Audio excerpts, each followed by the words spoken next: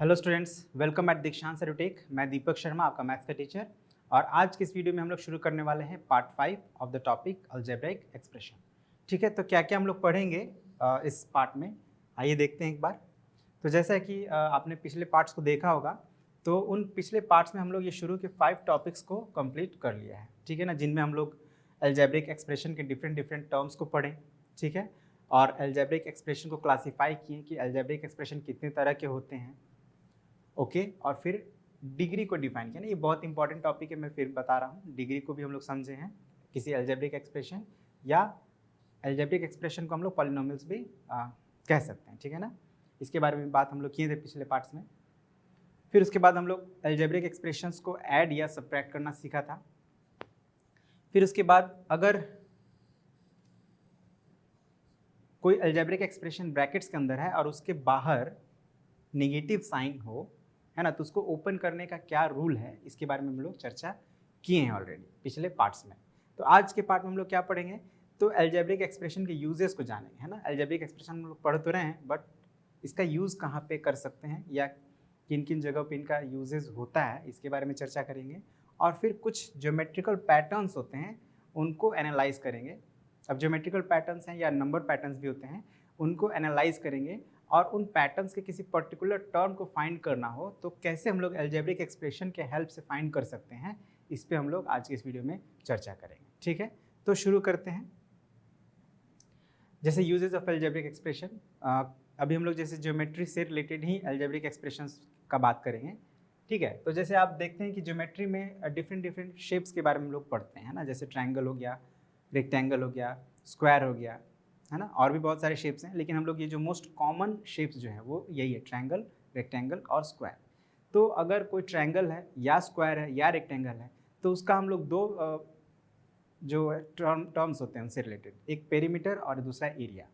तो कैसे हम लोग किसी पर्टिकुलर शेप का, आई मीन अभी रेक्टेंगल की जैसी बात कर रहे हैं, तो रेक्टेंगल का पेरीमीटर कैसे फाइंड करेंगे या उसका एरिया कैसे फाइंड करेंगे, उसके लिए हम लोग कैसे अलजेब्रिक एक्सप्रेशन बनाएंगे, इसको समझते हैं एक बार।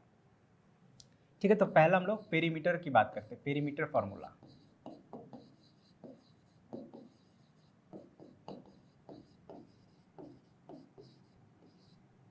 As algebraic expression.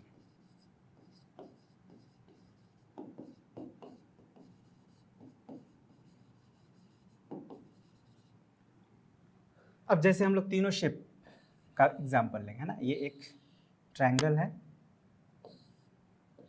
ये एक स्क्वायर है और ये एक रेक्टेंगल है। तो आप जानते हैं ट्रायंगल के जो तीनों साइड होते हैं इक्वल भी हो सकते हैं, दो भी इक्वल हो सकते हैं, या कोई भी इक्वल नहीं हो सकता है। तो अभी हम लोग जो एग्जांपल लेंगे जिसमें तीनों इक्वल हो, जैसे सपोज कीजिए इसका लेंथ ए है ना। हम लोग अभी पढ़े अलजेब्रिक एक्सप्रेशन में कि किसी नंबर के लिए हम लोग किसी लिटरल्स को यूज़ कर सकते हैं ना। तो यहाँ पे हमने इसका जो लेंथ है, सपोज कीजिए ट्रायंगल है, तो ट्रायंगल का ये एक साइड है, तो इसका लेंथ का कोई न्यूमेरिकल वैल्यू होगा, उसको भी हम लोग एक ए से एक्सप्रेस कर रहे हैं। ठीक है, अब क्या होगा हमें पता नहीं है, वेरिएबल है, तो हम लोग वहाँ पे इसको ए मान लेते हैं। और अगर इसके तीनों साइड्स इक्वल होती है, ये भी ए होगा और ये भी ए होगा। अब इस सिचुएशन में अगर इसका पेरीमीटर फाइंड करना हो आपको, तो आप क्या करेंगे,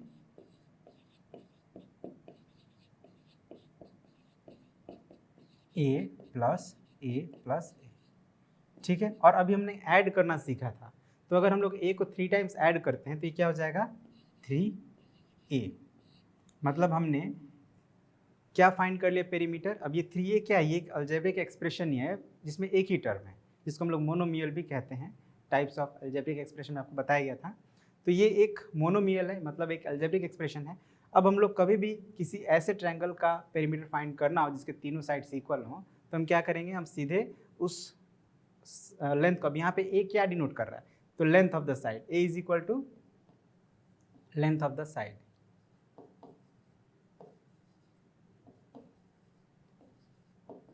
कोई भी साइड, तीनों साइड इक्वल है, किसी को भी ले लीजिए। तो अब नेक्स्ट टाइम जब हमको इसका पेरीमीटर फाइंड करना हो और हमको उसका लेंथ पता हो, तो हम 3 से मल्टीप्लाई कर देंगे, तो हमें उस ट्रायंगल का पेरीमीटर फाइंड हो जाएगा। मतलब आपने पेरीमीटर फाइंड करने के लिए एक फार्मूला फाइंड कर लिया, which is 3 times A, where A is the length of side.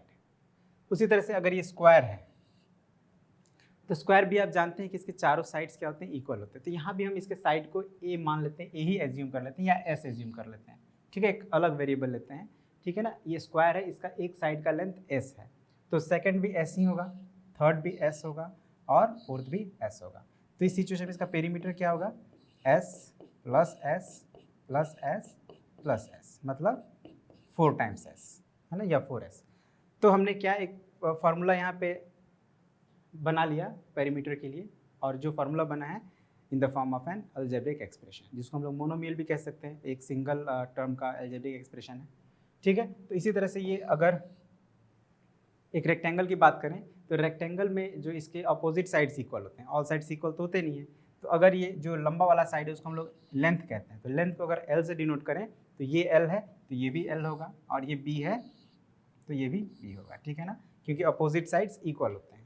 तो इस सिचुएशन में अगर हमको इसका पेरीमीटर निकालना हो तो क्या करेंगे हम लोग, P is equal to L plus B plus L plus B, ठीक है ना। हम लोग साइक्लिक कर रहे हैं, L plus B plus B, I mean L plus B plus L plus B, ठीक है। अब आप देख रहे हैं यहाँ पे कि दो लाइक टर्म्स है इसमें ना, एल 2 टाइम्स है और बी भी 2 टाइम्स है, तो एल को हम लोग एल के साथ ऐड कर देंगे, बी को बी के साथ ऐड कर देंगे, तो क्या हो जाएगा 2l हो जाएगा एंड प्लस 2b हो जाएगा, ठीक है। या इसमें अगर हम लोग 2 कॉमन ले लें तो 2 multiplied by L plus B हो जाएगा।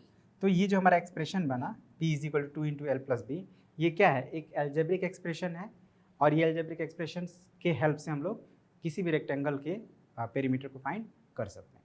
तो आपने क्या देखा कि हम लोग एल्जेब्रिक एक्सप्रेशन को मतलब की हेल्प से हम लोग किसी शेप के पेरीमीटर का फार्मूला फाइंड कर पा रहे हैं, ठीक है।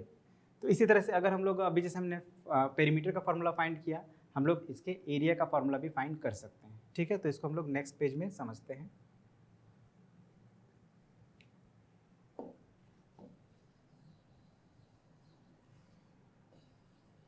सेम वही ले रहे हैं हम लोग, ट्रायंगल ही ले रहे हैं और स्क्वायर ले रहे हैं और रेक्टेंगल ले रहे हैं।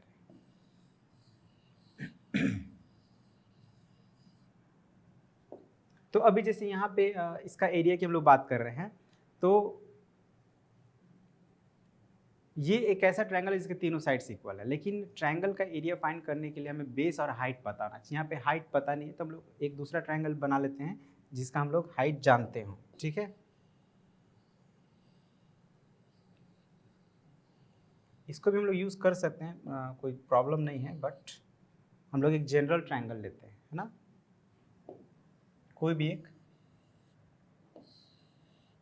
तो ये एक ट्रायंगल है जिसका बेस, इस साइड को हम लोग बेस मान लेते हैं और बेस के लिए बी से इसको डिनोट करते हैं, और इसका जो हाइट होगा, हाइट क्या होता है, या ऑल्टीट्यूड जिसको भी हम लोग बोल सकते हैं, कि बेस के सामने वाले वर्टेक्स जब हम लोग परपेंडिकुलर ड्रॉ करते हैं तो इस परपेंडिकुलर का जो लेंथ होता है वही इस बेस के कॉरस्पॉन्डिंग इसका हाइट होता है, ठीक है। तो इस हाइट को हम लोग h मान लेते हैं, ओके। तो एरिया क्या हो जाएगा इस ट्रायंगल का, 1/2 multiplied by base into height, मतलब अब यहाँ पे बेस क्या है, b है, और हाइट क्या है, h।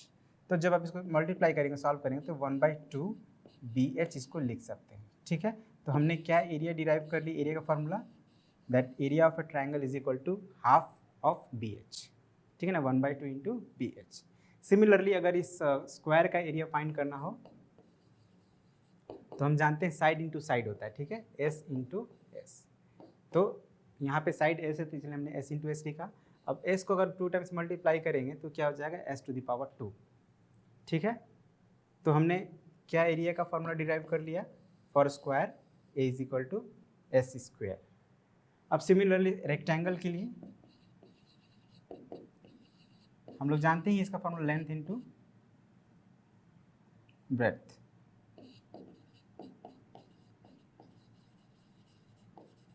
और ये जो मैं बता रहा हूँ कुछ नया नहीं है, आप लोग ऑलरेडी जानते ही हैं,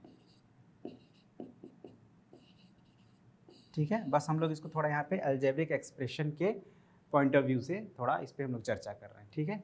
तो ये है हमारा अलजेब्रिक एक्सप्रेशन का यूजेस, है ना, ज्योमेट्री में पेरीमीटर फाइंड करने में और एरिया फाइंड करने में। इसके अलावा भी बहुत सारे यूजेस हैं, लेकिन अभी हम लोग सिर्फ ज्योमेट्रिकल यूजेस के बारे में ही बात करेंगे, ओके। अब थोड़ा आगे बढ़ते हैं और कुछ पैटर्न्स के बारे में बात करते हैं, ठीक है ना, जो हमारा ज्योमेट्री में भी यूज़ होता है कुछ ज्योमेट्रिकल पैटर्न्स भी होते हैं और कुछ न्यूमेरिकल पैटर्न्स भी होते हैं। तो अभी ये जो है एक नंबर पैटर्न है, ओके। तो आप यहाँ पे क्या देख रहे हैं,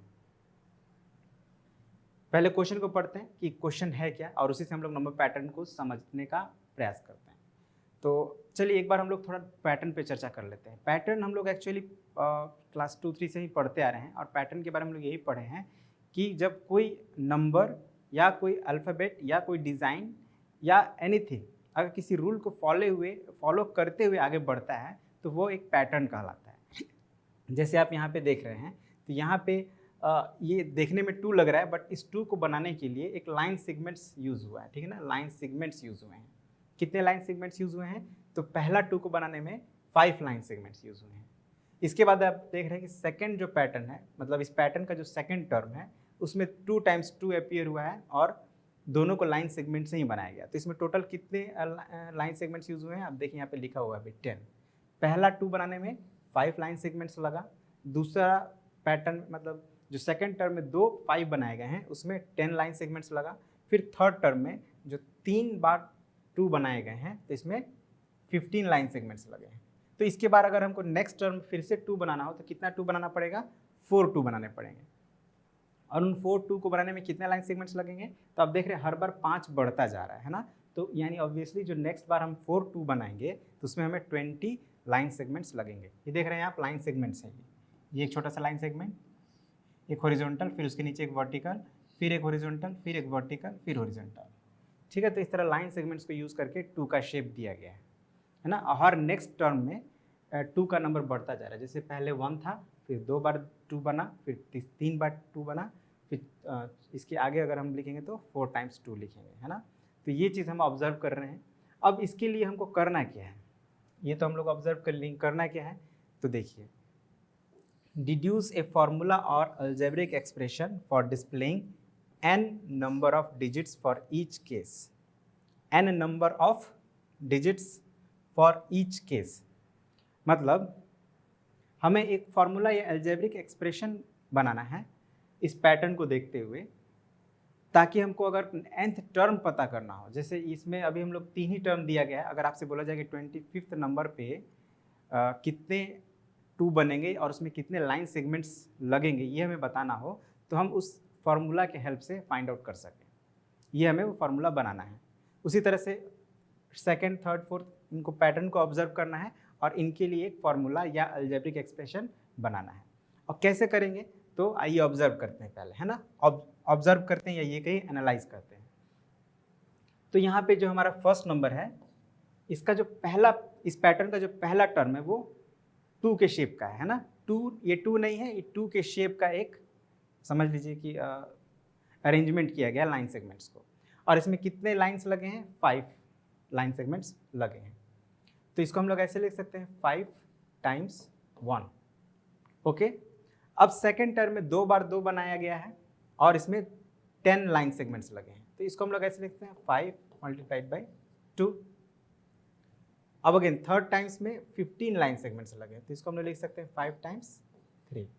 तो अगर फोर्थ टर्म की बात करें हम लोग, तो फिर कितने लाइन सेगमेंट्स लगने चाहिए, 20 लगने चाहिए, है ना। इसको हम लोग नेक्स्ट पेज में बनाते हैं क्योंकि स्पेस नहीं है। पहले 5 लाइन सेगमेंट लगा, जिसको हम लोग लिख सकते हैं 5 × 1। सेकेंड में 10 लगा, इसको हम लोग लिख सकते हैं 5 × 2। फिर थर्ड में 15 लाइन सेगमेंट्स, तो इसको हम लिख सकते हैं 5 × 3। अब इसके बाद जब हम लोग अरेंज करेंगे तो उसमें कितने लाइन सेगमेंट्स लग जाएंगे, 20। मतलब आप देख रहे हैं 5 इंक्रीज होते जा रहा है, मतलब 5 × 4। तो अगर हम nth टाइम्स की बात करें, n टाइम्स की बात करें कि n टाइम्स में कितना होगा तो क्या होना चाहिए, इस पैटर्न को फॉलो करें तो, है ना। अब यहीं पे हम लोग थोड़ा अलजेब्रा को समझने का प्रयास करते हैं। हमारा फर्स्ट टर्म है 5 × 1, 5 × 2, 5 × 3, 5 × 4। फर्स्ट में 5 × 1, सेकंड में 5 × 2, थर्ड में 5 × 3 और फोर्थ में 5 × 4। आप देख रहे हैं यहाँ पे हमको एक नंबर हर बार रिपीट हो रहा है, 5, ठीक है। 5 हर बार रिपीट हो रहा है, मतलब ये 5 जो है फिक्स है, ये नहीं चेंज हो रहा है। लेकिन जो सेकंड नंबर है 1, ये चेंज होते जा रहा है। पहले 1 था, फिर 2 हो गया, फिर 3 हो गया, फिर 4 हो गया। अब क्या आना चाहिए? 5 आना चाहिए। फिर छठी बार में क्या आना चाहिए? 6 आना चाहिए। तो nth टाइम में क्या आएगा? n आएगा। तो अब आप देख रहे हैं ना यहाँ पे जो चेंज हो रहा है उसको हम लोग क्या बोलते हैं? वेरिएबल। तो ये जो सेकंड नंबर जो हम लोग का बार बार चेंज हो रहा है, इसके जगह पे हम लोग क्या यूज़ कर सकते हैं? कोई वेरिएबल यूज़ कर सकते हैं। तो उस वेरिएबल को हम लोग, अब नंबर है तो हम लोग अपनी मर्जी से A to Z में कोई भी एक सिंबल यूज़ कर सकते हैं। तो जनरली नंबर के लिए हम लोग n ही यूज़ करते हैं। तो इसके लिए हमारा क्या हो जाएगा? एक algebraic expression 5n, 5 times n, क्योंकि 5 तो फिक्स है लेकिन चेंज क्या हो रहा है? इस सेकंड नंबर चेंज होते जा रहा है। तो जो चेंज हो रहा है उसके लिए हमने एक वेरिएबल यूज़ कर लिया। क्या यूज़ किया? 5n। अब हम लोग n के वैल्यू के अकॉर्डिंग अब अगर बोला जाए हमसे कि 25 नंबर में कितने लाइन सेगमेंट्स लगेंगे, तो हम क्या करेंगे? n के प्लेस पे 25 रख देंगे और फिर इसको हल सॉल्व कर लेंगे। ठीक है, तो आई होप समझे होंगे आप कि हम लोग क्या कर रहे हैं। तो इसके लिए एक जनरल हमारा फॉर्मूला क्या बन गया? 5n, where n is the, जहाँ n is equal to number of, अच्छा इसको हम लोग लिखने की जरूरत नहीं है, ठीक है ना, क्योंकि यहाँ पे ऑलरेडी यहाँ पे लिखा हुआ है n is the number of digits for each case, number of digits है ना। यहाँ पे डिजिट्स ही बन रहा है, इसमें 1 डिजिट है, इसमें 2 है, इसमें 3 है, 4 है। अब 25 जब डिजिट अगर हम लोग 25 टाइम्स 2 को लिखेंगे, 25 टाइम्स 2 को लिखेंगे तो उसमें कितने लाइन सेगमेंट्स लगेंगे? तो यहाँ n की वैल्यू को हम लोग n की मतलब n का वैल्यू जो है वो 25 रख कर सॉल्व कर लेंगे। ठीक है। एक्चुअली देखिए अब यहाँ पे आपको ध्यान देना है कि यहाँ पे देखने में 2 क्वेश्चन है बट इसमें बहुत सारे क्वेश्चन बनेंगे। ये हमको बताना है, एक तो फार्मूला निकालना है इन 4 के लिए, इन चारों जो टर्म्स दिए गए हैं, जो चारों पैटर्न्स दिए गए उनका फार्मूला निकालना है, और प्लस हर एक पैटर्न के लिए हमको 25, 50 और 100 के कंडीशन में कितने डिजिट्स आएंगे वो भी बताना है। तो आप अगर ऐसे देखें तो करीब करीब 12 से 15 क्वेश्चंस ये हैं। ये दिखने में जो लग रहा है 2 क्वेश्चन, ये एक्चुअली में 12 से 15 क्वेश्चन है इसमें, है ना। तो बस अब आपको मैं एक एक्सप्लेन कर दे रहा हूँ और आप उसी के बेस पे बाकी क्वेश्चंस बनाएंगे, है ना। तो उसी तरह से एक और चलिए समझते हैं, सेकंड नंबर ऑब्जर्व करते हैं। ये यहाँ पे एक डिजिट यूज हुआ है जिसको हम लोग देख रहे हैं 6 के जैसा लग रहा है ना। और इस 6 डिजिट को डिस्प्ले करने के लिए कितने लाइन सेगमेंट्स लगे हैं? तो 6 लाइन सेगमेंट्स लगे हैं। ठीक है, अब यहाँ पे जो सेकंड टर्म है, सेकंड टर्म में 6 को डिस्प्ले करने के लिए ओनली 11 लाइन सेगमेंट्स लगा है।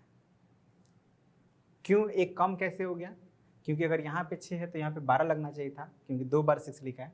लेकिन इसमें हो क्या रहा है कि ये एक लाइन सेगमेंट कॉमन हो गया है, तो कॉमन होने के कारण एक कम लगा है, 12 की जगह सिर्फ 11 ही लगा है। फिर जब 3 बार 6 लिखा गया तो इसमें सिर्फ 16 ही लग रहा है ना। क्यों 16 लगा? क्योंकि अगेन वही 2 बार यहाँ पे कॉमन हो जा रहा है लाइन सेगमेंट, एक तो ये कॉमन हो गया और एक ये कॉमन हो गया, तो 6 3 18 होने की जगह सिर्फ 16 ही रह गया, 2 कम हो गया। तो अब इसको अगर हम लोग एनालाइज करें तो 6 को हम लोग ऐसे लिख सकते हैं 5 + 1, ठीक है। और 11 को हम लोग क्या लिख सकते हैं? 5 + 1 + 5, यानी यहाँ पे 5 2 टाइम्स आ गया तो हम लिख सकते हैं 5 × 2 + 1।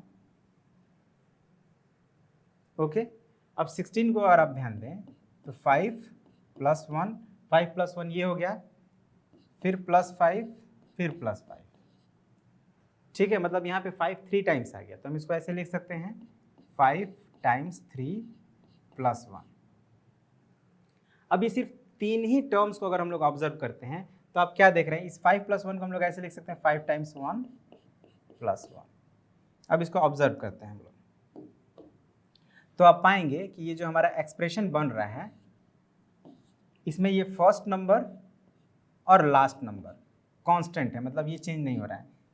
सब में आप देखिए तो पहले 5 आ रहा है और लास्ट में 1, यहाँ भी आप देखिए पहले 5 आ रहा है और लास्ट में 1 आ रहा है। चेंज क्या हो रहा है? तो इस सेकंड नंबर चेंज हो रहा है, पहले 1 था, फिर 2 हो गया, फिर 3 हो गया। तो अगर हम n की बात करें तो क्या हो जाना चाहिए? 5 × n + 1, मतलब हमारा जनरल फॉर्मूला क्या बन गया? 5n + 1। ठीक है, तो अभी हम लोग फार्मूला बनाना सीख रहे हैं, फिर उसके बाद जिस टर्म की बात होगी उस टर्म का वैल्यू निकालना सीखेंगे। सिमिलरली अगर आप यहाँ पे देखें 4 नंबर में, तो ये एक जो लाइन सेगमेंट्स को यूज़ करके एक डिजिट 4 बनाया गया है, और इसमें कितने लाइन सेगमेंट्स लगे हैं? 4। जब 2 बनाया गया है तो 7 लगा है, 8 लगना चाहिए, यहाँ भी एक कम हो गया है। और जब 3 4 बनाया गया तो इसमें 10 लग रहा है। क्यों? क्योंकि इसमें एक लाइन सेगमेंट कॉमन हो जा रहा है, इसीलिए एक कम लग रहा है हर बार। तो चलिए अब इसको हम लोग पैटर्न पे शो करने का ट्राई करते हैं। तो 4 को हम लोग लिख सकते हैं 3 + 1, या 3 × 1 + 1 लिख सकते हैं। 7 को लिख सकते हैं हम लोग क्या? 3 + 3 + 1, 3 3 6 और 1 7, यानी 3 × 2 + 1, ठीक है ना? 3 × 2, 2 बार 3 है। अब 10 को हम लोग क्या लिख सकते हैं? 3 + 3 + 3 + 1, मतलब 3 × 3 + 1, ठीक है। तो यहाँ भी अगर आप एनालाइज करें, इसको ऑब्जर्व करें, तो जो एक्सप्रेशन बन रहा है हमारा, उसमें आप देखेंगे पहले 3 है, बाद में 1 है। यहाँ भी देखिए पहले 3 है, बाद में 1 है। यहाँ भी पहले 3 है, बाद में 1 है। चेंज क्या हो रहा है? तो बीच वाला नंबर चेंज हो रहा है। यहाँ पे 1 है, यहाँ पे 2 है, यहाँ पे 3 है। तो ये भी एग्जैक्टली पीछे वाला जो हमारा पैटर्न था उसी के साथ, उसी के जैसा ग्रो हो रहा है। तो इसका जो अगर nth पैटर्न की बात करेंगे तो क्या होना चाहिए? 3 × n + 1, मतलब 3n + 1। अब मैंने 3 पैटर्न निकाल दिया है, 4th आप लोग निकालेंगे।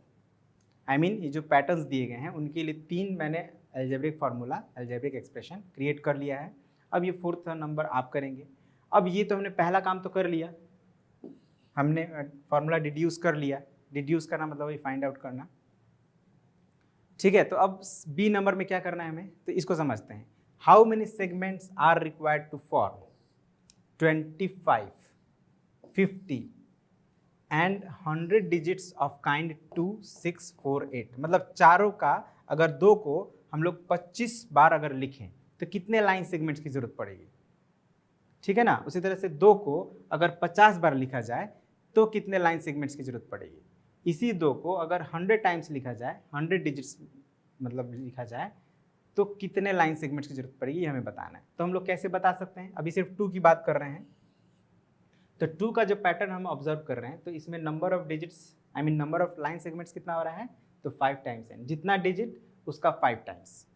तो अगर यहाँ पे 25 बार हमको 25 डिजिट फॉर्म करना है तो क्या करना पड़ेगा?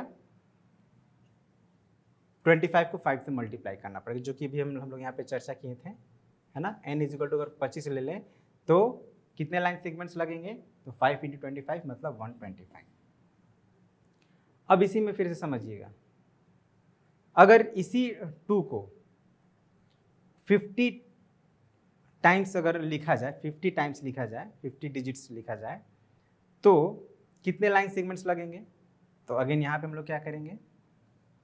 n की जगह पे 50 रख देंगे, तो क्या हो जाएगा? 5 × 50 = 250, ठीक है। 250 लाइन सेगमेंट्स हमें लगेंगे 50 टाइम्स 2 को लिखने में, ठीक है। उसके बाद अगर 100 डिजिट्स लिखना हो 2 को, समझ रहे? थोड़ा सा यहाँ पे आप कंफ्यूज नहीं होइएगा। 2 एक डिजिट है, अभी डिजिट लाइन सेगमेंट्स के हेल्प से बनाया जा रहा है। तो अगर इस डिजिट, इसी शेप में अगर हम लोग 100 डिजिट्स लिखते हैं 2 का, तो कितने लाइन सेगमेंट्स लगेंगे? तो ऑब्वियसली इस फॉर्मूला के हिसाब से हमें 5 × 100 मतलब 500 लाइन सेगमेंट्स ड्रॉ करने पड़ेंगे। तो अभी हमने डिजिट्स 2 के लिए निकाल लिया। 25 के लिए कितना आया था? 125। 50 के लिए आया था 250 और 100 के लिए आ गया 500। अब उसी तरह से अब 6 के लिए निकालना पड़ेगा। तो 6 के लिए पैटर्न हमारा क्या है? 6 का पैटर्न क्या है? 5n + 1, ठीक है ना। अब यहाँ पे स्पेस कम है, ओके। तो अब आपको थोड़ा ध्यान देना पड़ेगा। 6 के लिए हम लोग यूज़ करते हैं, ये जो डिजिट हमारा 6 है, इसके लिए हमारा क्या पैटर्न बना था? 5n + 1। अब पहला नंबर पे क्या है? 25, मतलब अगर ये डिजिट 6 को 25 टाइम्स लिखना हो तो कितने लाइन सेगमेंट्स लगेंगे? तो हम लोग क्या करना है? n = 25 हो गया, तो नंबर ऑफ लाइन सेगमेंट्स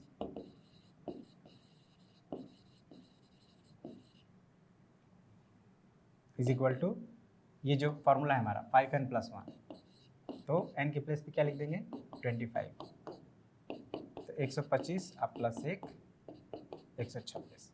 इसी तरह सेकंड में 50 है तो यहाँ पे n के प्लेस पे 50 रखेंगे तो 250 प्लस 1 251 हो जाएगा।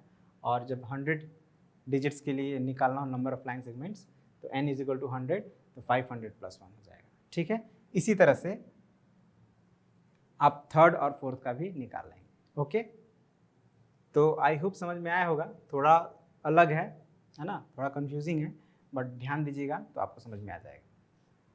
अब नेक्स्ट है पैटर्न्स इन ज्योमेट्री, मतलब अलजेब्रिक एक्सप्रेशन के हेल्प से कैसे हम लोग अगर इस शेप में कोई भी फिगर हो, इस शेप में है ना, जिसमें आप देख रहे हैं कि एक बड़ा सा रेक्टेंगल है और एक छोटा सा रेक्टेंगल उसके कॉर्नर पर है, तो अगर इस शेप में कोई भी अगर एक शेप आप देखते हैं तो आप उसके लिए एक अलजेब्रिक एक्सप्रेशन डिड्यूस कर सकते हैं और फिर उसके हेल्प से उसका आप शेडेड एरिया का, शेडेड पोर्शन का एरिया भी निकाल सकते हैं। अब चलिए पहले इसको समझते हैं कि क्या हम लोग करना है।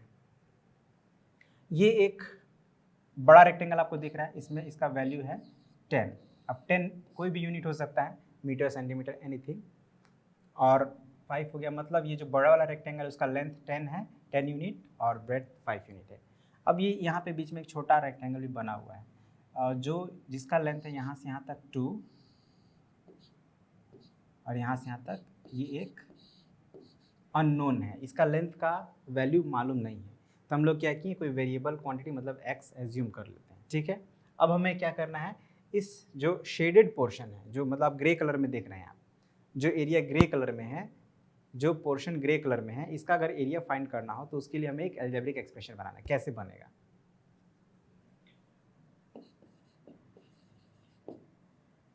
Area of shaded portion,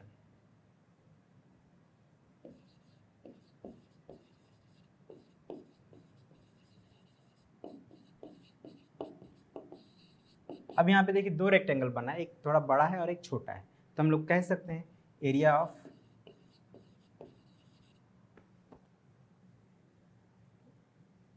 bigger rectangle minus area of smaller rectangle. ठीक है ना, दो रेक्टेंगल बना है, एक बड़ा है और एक छोटा है, तो बड़े वाले रेक्टेंगल में से छोटे वाले रेक्टेंगल का एरिया अगर हम माइनस कर दें तो शेडेड पोर्शन का एरिया निकल जाएगा, ये चीज़ हम लोग समझते हैं। अब जो बड़ा वाला रेक्टेंगल है उसका एरिया क्या होना चाहिए, लेंथ इंटू ब्रेथ, मतलब 10 इंटू 5, और स्मॉलर जो रेक्टेंगल है उसका एरिया क्या होना चाहिए, इसका भी लेंथ इंटू ब्रेथ, तो इसका लेंथ तो पता नहीं है, x मतलब x हमने एज्यूम किया है और ब्रेथ 2 है, तो क्या होना चाहिए इसका x इंटू 2। अब आप इसको मल्टीप्लाई करें तो 10 5 से 50 हो गया, और ये x इंटू 2, अब ये वेरिएबल से कांस्टेंट में मल्टीप्लाई तो होगा नहीं, तो हम लोग इसको सिंपली ऐसे ही लिख देंगे 2x। ये हो गया हमारा अलजेब्रिक एक्सप्रेशन। अब इस अलजेब्रिक एक्सप्रेशन के हेल्प से हम लोग जब जैसे ही x का वैल्यू पता चलेगा हम लोग इसका एरिया फाइंड कर पाएंगे। ठीक है, अब आगे बढ़ते हैं। फिर ये भी एक ज्योमेट्रिकल पैटर्न्स के ही बेस पर है, अब इसको समझते हैं इसमें करना क्या हम लोग को। The number in each brick, ये समझ लीजिए एक ब्रिक है, ये क्या है, एक ब्रिक है, ईंट, ब्रिक मतलब ईंट होता है, is made by adding the numbers in the 2 bricks beneath it. मतलब ये जो ब्रिक में, जैसे यहाँ पे आप कुछ नंबर लिखा हुआ है, मान लीजिए यहाँ पे कुछ नंबर लिखा हुआ है, तो इन दोनों ये इस यहाँ पे जो क्वेश्चन मार्क में भी कुछ हमारा आना चाहिए अलजेब्रिक एक्सप्रेशन, तो ये कितना आएगा, तो इसके नीचे जो 2 ब्रिक है, इसके नीचे जो 2 ब्रिक है उसके सम के बराबर होगा, इसमें ये लिख रहा है the number each brick is made by adding the numbers in the 2 bricks beneath it. इसका जो नंबर है वो इसके नीचे वाले जो 2 ब्रिक्स है उसके ऐड करने से इसमें आया है। तो बेसिकली हमें करना क्या है, तो इस क्वेश्चन मार्क को सॉल्व करने के लिए हमें इन दोनों ब्रिक्स में जो नंबर्स हैं उनको ऐड करने हैं। अब ये नंबर्स क्या है, तो अलजेब्रिक एक्सप्रेशन के फॉर्म में है, तो ये क्या हो जाएगा आपका बताइए, इसको हम लोग 1 मान लेते हैं, तो 1 is equal to 5t plus 6u plus 4u minus 3t। ठीक है, अब इसको आप ऐड कीजिए, तो 5t प्लस 6 ये तो ऐड होगा नहीं, ब्रैकेट हमें हटाना पड़ेगा।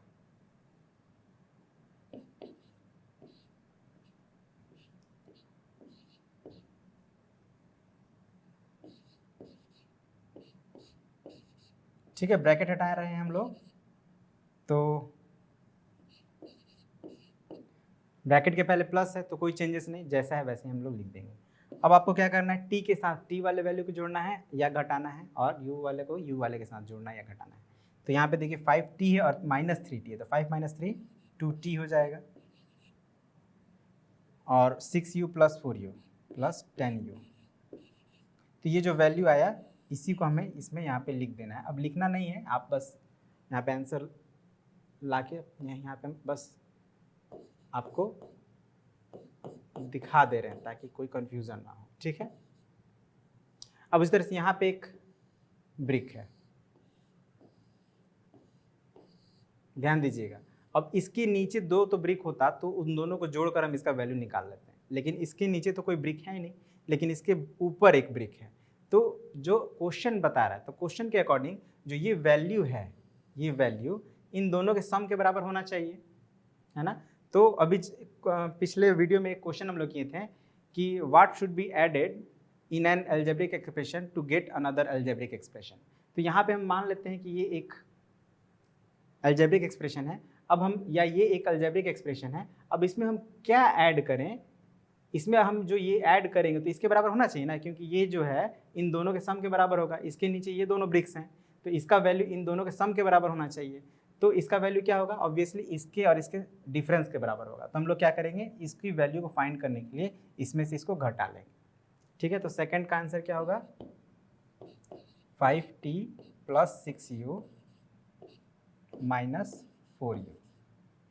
तो 5t और 6u में से 4u, t तो सिंगल है तो इसको तो हम ना ऐड कर सकते ना सब्ट्रैक्ट कर सकते, ये ऐसे ही रहेगा। लेकिन 6u में से 4u माइनस कर सकते हैं तो कितना आएगा, 2u आएगा। तो इस वाले ब्रिक में, इस ब्रिक में क्या होना चाहिए, 5t + 2u, ठीक है। तो बस ये एक लॉजिकल क्वेश्चन था, इसमें थोड़ा हम लोग अपना लॉजिक्स को अप्लाई करके सॉल्व करना था, ठीक है। अब आगे केस बेस्ड क्वेश्चन, तो ये तो बहुत ही ईजी है ना, बहुत सिंपल केस बेस्ड क्वेश्चन। देखिए क्या कहता है, the cost of a book is ₹x, है ना। एक बुक का कॉस्ट x रुपीज़ है और एक पेन का कॉस्ट जो है वो ₹y है। अब इसी के बेस पे हमें कुछ ये 3 क्वेश्चंस दिए, उनका आंसर करना है। तो write an algebraic expression for cost of a parcel containing 2 books and 5 pens, ठीक है। ऐसा क्वेश्चन आई थिंक हम लोग क्लास 6 में भी बनाए हैं, है ना, अगर आपको याद होगा तो, ठीक है। नहीं याद होगा तो कोई बात नहीं, हम तो बता ही रहे अभी आपको। तो एक हमें अलजेब्रिक एक्सप्रेशन बनाना है इस सिचुएशन के बेस पे, जहाँ पे एक पार्सल है, उसमें 2 बुक और 5 पेन है, ठीक है ना। एक पार्सल समझ रहे हैं आप, जैसे 2 बुक और 5 पेन को लेकर पैकिंग किया गया, उसको पार्सल मतलब कहीं जब भेजना होता तो उसका पार्सल बनाकर भेजते हैं। तो कह रहा है कि इन बुक्स का कॉस्ट क्या होगा x और y के टर्म्स में। तो 1 का आंसर क्या हो जाएगा, the cost of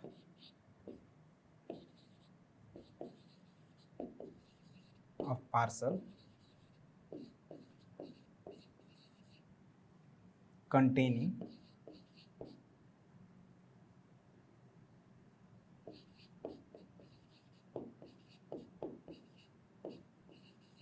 containing 2 books and 5 pens। बहुत सिंपल है, एक बुक का कॉस्ट क्या है x रुपीज़, तो 2 बुक्स का कॉस्ट क्या होगा 2x और 1 पेन का कॉस्ट है y रुपीज़, तो 5 पेन का कॉस्ट क्या होगा 5 × y।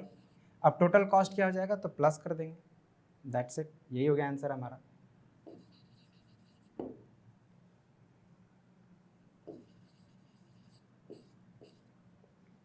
अब second number, right an algebraic expression with brackets for total cost of 6 such parcels. अब एक पार्सल का हमने कॉस्ट निकालने के लिए जो अलजेब्रिक एक्सप्रेशन बनाया है, अगर इसी तरह से 6 पार्सल हो तो उनके लिए कैसा अलजेब्रिक एक्सप्रेशन बनेगा वो हमें बनाना है। तो ध्यान दीजिए, अब एक का कॉस्ट है, यानी कॉस्ट ऑफ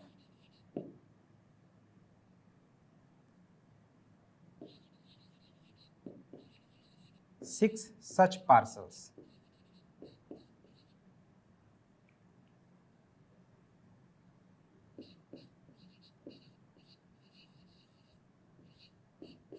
तो देखिए ये जो कॉस्ट हमने निकाला है 2x + 5y, ये एक पार्सल का कॉस्ट है। अब हमें हमारे पास वैसे ही 6 पार्सल्स हैं, तो हमें क्या करना चाहिए, ये जो हमारा कॉस्ट है एक पार्सल का, इस टोटल में हम लोग किससे मल्टीप्लाई कर देना चाहिए, 6 से। तो हमारा ये क्या अलजेब्रिक एक्सप्रेशन बन गया यहाँ पे, 6 टाइम्स 2x प्लस 5y।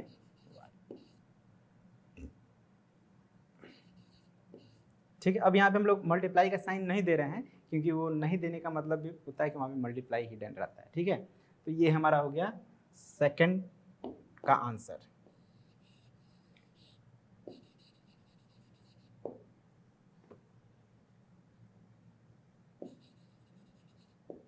ठीक है, तो सिंपल था। अब थर्ड में क्या करना है हमें, तो थर्ड में हमें ये जो सेकंड में हमने ब्रैकेट जो यूज़ किए हैं, ब्रैकेट को ओपन करना है। तो ओपन करेंगे तो क्या होगा, ये 6 जो मल्टीप्लाई आउटसाइड में है वो दोनों ही टर्म से मल्टीप्लाई, मैंने ये हो जाएगा 6 2 12x और ये 6 5 30y, 12x 30y।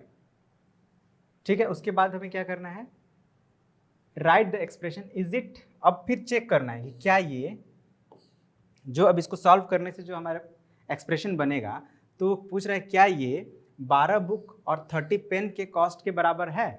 तो ऑब्वियसली देखिए 6 2 12x और 6 5 30y, तो 12 बुक्स मीन्स 12x हो गया और 30 पेन्स मीन्स 30y, तो 12x प्लस 30y आ ही रहा है, मतलब यस बराबर है। तो इसको आप थर्ड नंबर खुद से बनाने का कोशिश करिएगा। ठीक है, बहुत सिंपल है, कंप्लीटली सेकेंड नंबर के बेस पर है और फर्स्ट नंबर भी उसमें ऑब्वियसली। तो ये थर्ड आप बना लेंगे। अब हम आगे बढ़ते हैं।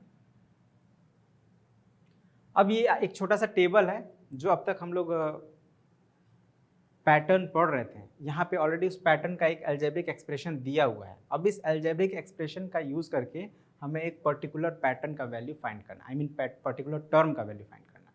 ठीक है, तो जैसे देख सकते हैं आप, ये एक पहला पैटर्न है 2n-1। अब इस पैटर्न को आप फॉलो करेंगे तो फर्स्ट टर्म क्या होना चाहिए, 1 होना चाहिए। 1 कैसे होगा, कैसे 1 होगा, 2n-1, यहाँ पे देखते हैं 2n-1, तो फर्स्ट क्या हो जाएगा इसका, तो हमको फर्स्ट निकालना है, तो n के प्लेस पे 1 लिखेंगे, तो 2 × 1 - 1 कितना हो जाएगा, 2 - 1 = 1 आ रहा है। यहाँ भी देखिए 1 है। सेकंड क्या हो रहा है, 3 कैसे हो रहा है, तो इसको भी चेक करते हैं।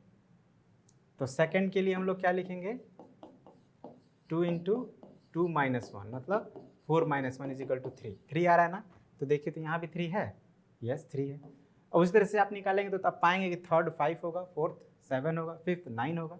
अब यहाँ पे और भी बहुत सारे बीच में टर्म है जिसको अभी यहाँ पे मेंशन नहीं किया गया है। अब हमको सीधे सीधे 10th चेक करना है। तो 10th चेक करने के लिए क्या करेंगे हम लोग, अगेन वही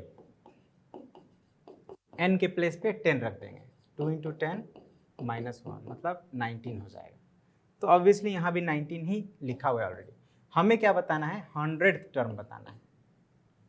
तो 100th टर्म बताना है तो क्या करेंगे, ऑब्वियसली यहाँ पे हम लोग अब 100 रखेंगे, n की प्लेस पे 100 रखेंगे, तो 2 × 100 - 1 मतलब 200 - 1 मीन्स 199। ठीक है, तो यहाँ पे हम लोग फिल कर देंगे वो वैल्यू 199। उसी तरह से हमको बाकी जो पैटर्न है सेम इसी स्टेप्स को फॉलो करना है। n के प्लेस पे एक बार 1 रखेंगे, फिर 2 रखेंगे, फिर 3 रखेंगे, फिर 4 रखेंगे, फिर यहाँ पे 5th वाला ब्लैंक है तो यहाँ n के प्लेस पे 5 रखेंगे, तो क्या हो जाएगा देखिए, तो 4 × 5 + 3 मतलब 20 और 3 23, मतलब यहाँ पे 23 आ जाएगा। जो आएगा उसको लिख देना है। अब 10th वैल्यू फाइंड करना है ना, 10th टर्म फाइंड करना है, तो 4 × 10 40 + 3 43 हो जाएगा। इसी तरह 100th टर्म फाइंड करना है, तो 400 + 3। सिमिलरली आप जो यहाँ पे जितने भी एक्सप्रेशंस दिए हुए हैं उनके हेल्प से इन सभी टर्म्स को जो ब्लैंक हैं, जो एम्प्टी हैं बॉक्स, उनको फिल करना है। ठीक है, बहुत सिंपल है। चलिए, तब एक लास्ट क्वेश्चन बच गया हमारा, जो असर्शन रीजन बेस्ड क्वेश्चन है। तो ये तो आप जानते हैं, असर्शन रीजन बेस्ड क्वेश्चन में 4 या 5 ऑप्शंस दिए रहते हैं, कभी 4 ऑप्शंस होते हैं, कभी 5 ऑप्शंस भी होते हैं, और उन ऑप्शंस के बेस पे हमें मतलब हमारा जो आंसर होगा इन्हीं ऑप्शंस में से कोई एक ऑप्शन होगा। अब ऑप्शन का कौन सा ऑप्शन होगा ये कैसे सेलेक्ट करेंगे हम लोग, तो उसके लिए हम लोग को चेक करना है असर्शन और रीजन। असर्शन का मतलब होता है एक स्टेटमेंट जो दिया गया है, ठीक है, और रीजन क्या होता है, रीजन क्या करता है, असर्शन वाले स्टेटमेंट को एक्सप्लेन करता है ना। अगर एक्सप्लेन नहीं कर रहा है तो उसके लिए क्या ऑप्शन होगा, अगर एक्सप्लेन कर रहा है तो उसके लिए अलग ऑप्शन है। अगर सबसे पहले तो हम ये चेक करेंगे कि जो असर्शन है वो स्टेटमेंट ट्रू है या फॉल्स। अगर असर्शन ट्रू है, रीजन फॉल्स है तो उसके लिए अलग स्टेटमेंट है। अगर असर्शन फॉल्स है, रीजन ट्रू है तो उसके लिए अलग ऑप्शन है। अगर दोनों ट्रू है तो रीजन एक्सप्लेन कर रहा है तो उसके लिए अलग ऑप्शन है। अगर दोनों ट्रू है लेकिन रीजन एक्सप्लेन नहीं कर रहा है तो उसके लिए अलग ऑप्शन है। तो बस हमें पहले यही सब चीज़ों को चेक करना है। तो सबसे पहले क्या चेक करेंगे हम लोग, सबसे पहले चेक करेंगे कि ये दोनों स्टेटमेंट सही हैं या नहीं। तो हम लोग पहले असर्शन को पढ़ते हैं। Algebraic expression for difference of twice of sum of number and product of square of numbers is 7। मतलब एक स्टेटमेंट दिया है और उस स्टेटमेंट का ये एक एल्जेब्रिक एक्सप्रेशन बना के दिया। अब हमें चेक करना है क्या ये जो एल्जेब्रिक एक्सप्रेशन बना है इस स्टेटमेंट के अकॉर्डिंग सही है। तो हम लोग अपना एक अलग एक्सप्रेशन बनाते हैं, ठीक है। क्या कह रहा है कि for difference of twice of sum of number, ध्यान दीजिएगा सम ऑफ नंबर। अब सम ऑफ नंबर कहने का मतलब सम है तो कहीं ना कहीं 2 या 2 से अधिक नंबर होंगे। हम लोग 2 नंबर ले लेते हैं, ठीक है, एक नंबर को x मान लेते हैं और एक को y मान लेते हैं। तो x और y का सम क्या हो जाएगा, x प्लस वाई। तो सम ऑफ नंबर हो गया x प्लस वाई। अब इसका क्या है, ट्वाइस है, तो ट्वाइस का मतलब होता है 2 गुना, मतलब इन दोनों का 2 गुना। तो इन दोनों का 2 गुना है मतलब ब्रैकेट में घेर के 2 से गुना कर देंगे। अब क्या करना है, and product of square of numbers. Product of square किसका प्रोडक्ट है, ऑफ नंबर्स। जो नंबर्स हमने लिया था, कौन कौन सा नंबर लिया था हमने, x और y लिया था। तो x और y का प्रोडक्ट क्या होगा, x इंटू वाई होगा। लेकिन x और y का प्रोडक्ट नहीं है, इनके स्क्वायर का प्रोडक्ट है, तो x square into y square होगा। और फिर इनका डिफरेंस फाइंड करते हैं। तो डिफरेंस फाइंड करने के लिए क्या करते हैं, सबट्रैक्ट करते हैं। और ये किसके बराबर है, 7 के बराबर है, ठीक है। तो हमारी एक एल्जेब्रिक एक्सप्रेशन बन गया। अब अगर हम लोग इस 7 को इक्वल्स टू के इधर लाएंगे तो क्या हो जाएगा, सोचिए यहाँ पे ये 7 को अगर हम लोग इक्वल्स टू के इधर लाएंगे तो ये -7 हो जाएगा और यहाँ क्या बच जाएगा, 0 बच जाएगा। अब आप कंपेयर करिए जो हमने एक्सप्रेशन बनाया और जो गिवन एक्सप्रेशन है, क्या इक्वल आ रहा है। ऑब्वियसली देखिए x square y square -2 into x plus y -7 is equal to 0, यहाँ भी वही है। मतलब हमने पाया कि जो स्टेटमेंट है असर्शन वाला वो करेक्ट है। अब रीजन आ रहा, आप देखिए तो रीजन क्या है, algebra is a branch of mathematics in which letters and symbols are used to represent numbers. हाँ ये सही है। तो यहाँ पे तो ये जो असर्शन से रिलेटेड कोई एक्सप्लेनेशन ही नहीं है, तो बस सिंपली लिख रहा है कि अलजेब्रा जो है एक ब्रांच ऑफ मैथमेटिक्स है जिसमें हम लोग लेटर्स और सिंबल्स यूज करते हैं।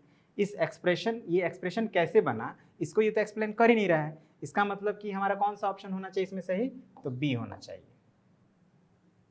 क्यों, क्योंकि बी में देखिए क्या कहता है कि दोनों ही करेक्ट स्टेटमेंट है लेकिन reason are not the correct explanation, जो कि ऑब्वियसली रीजन आर कहाँ करेक्ट एक्सप्लेनेशन है। रीजन आर अपना अलग बोल रहा है, असर्शन अलग है, कोई इसमें एक्सप्लेनेशन दे नहीं रहा है। तो लेकिन दोनों अपने अपने जगह पे सही हैं, तो इसीलिए इसको हम लोग इसका आंसर क्या सेलेक्ट करेंगे, तो बी को सेलेक्ट करेंगे, ठीक है। तो इसी के साथ हमारा ये कंप्लीट हो गया, ठीक है ना। जो हमने 7 टॉपिक्स सेलेक्ट किए थे, ये जो हमारा चैप्टर है अलजेब्रिक एक्सप्रेशन से रिलेटेड जो 7 टॉपिक्स हमें पढ़ना था, उन सभी 7 टॉपिक्स को हमने कवर कर लिया है। कुछ क्वेश्चंस हैं जो मैंने आप लोग के लिए छोड़ रखा है, सिंपल ही क्वेश्चंस हैं, तो आप उन क्वेश्चंस को भी ज़रूर कर लेंगे। और शुरू में भी मैंने बोला था और एंड में भी मैं बोल रहा हूँ कि ये चैप्टर जो है वो बहुत ही इंपॉर्टेंट है और plus it requires a lot of practice, ठीक है ना। सिर्फ इम्पॉर्टेंट तो है ही और ईजी भी है, but it requires a lot of practice. अगर आप प्रैक्टिस ज़्यादा नहीं करेंगे तो आप फिर ये चैप्टर को उतने अच्छे समझ नहीं पाएंगे, ठीक है ना। इस चैप्टर से रिलेटेड प्रॉब्लम को सॉल्व करना आपके लिए डिफिकल्ट हो जाएगा। तो आपको बस यही करना है कि इन सारे जो भी आपको टर्म्स या जो भी कॉन्सेप्ट्स इसमें समझाए गए हैं उनको आप अच्छे से देखें, समझें और उससे रिलेटेड जितना हो सके उतना प्रैक्टिस करें, ठीक है। तो आई होप कि जो आपको बताया गया आप उसका पालन करेंगे। तो इसी के साथ आज की इस वीडियो को कंप्लीट करते हैं और मिलते हैं अगले वीडियो में एक अलग टॉपिक के साथ, ओके। तो तब तक के लिए thank you very much and have a nice day.